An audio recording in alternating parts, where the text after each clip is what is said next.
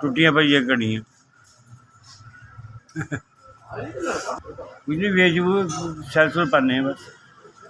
मेरे कम नहीं जानता बस ठीक ही सी, थोड़ा बहुता करता सी पार्टी चौंक हूँ नहीं मैं करता। हूँ मैंने फादल हो गया 7 साल हो गए जनाब। तो कम कुम करना घड़ियाँ घुड़ियाँ ठीक कर लेना, थोड़ा बहुता कम कर लेना बस। फादल का मरीज़ है हूँ मेरी फादल तो है, मेरे हाथ कम नहीं करते, यह हाथ मेरा सुन है।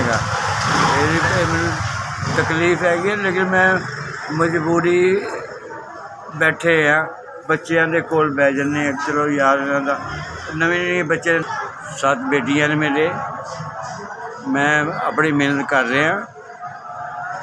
बेटे मेरे 2 ने, वो भी हुणे कम हुणे लगे ने कम करने। हाँ जी 6 बेटियां शादीशुदा ने, एक बेटी है रह गई है, वो इंशाअल्लाह ताला कर देंगे जो अल्लाह तौफीक देगा।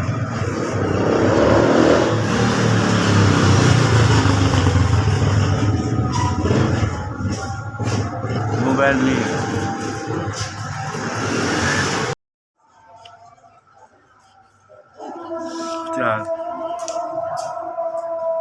4,000 जिन्हें भी पैसे भेजने अल्लाह मियां की बरकत करे, उसकी कामयाब करे, उसकी मेहरबानी है जिन्हें मदद की। SVS मेहरबानी, थोड़ी मेरी बड़ी मेहरबानी।